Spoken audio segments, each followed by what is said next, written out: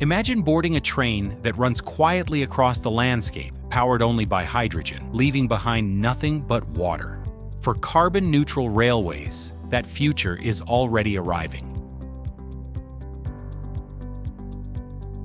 PEM fuel cells deliver clean power and zero emissions. But like any machine, they wear down with use, slowly losing efficiency over years of operation, predicting that lifetime is crucial for safe, cost-effective train operation. And for large area fuel cells, that's been a tough puzzle until now.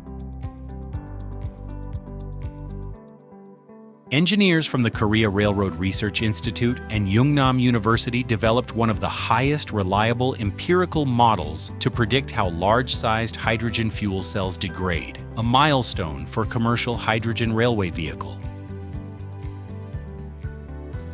They replicated a 200-kilowatt train fuel cell in a single-cell test system, running 2,000 operational cycles. Every voltage drop, every temperature shift was recorded, showing how platinum particles grew and how the active surface area shrank. This data became the backbone of a model grounded in real-world evidence.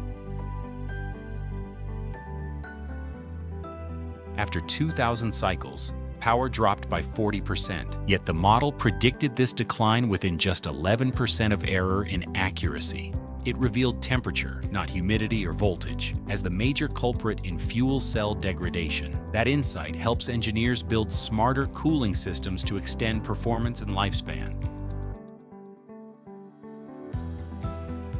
With these findings, operators can anticipate when maintenance is needed, avoiding unexpected failures and reducing costs. Designers can now plan systems with durability in mind, a key to scaling hydrogen fleets around the world. As hydrogen trains move from prototypes to everyday service, knowing their true lifespan isn't just research, it's the foundation of reliable, sustainable travel.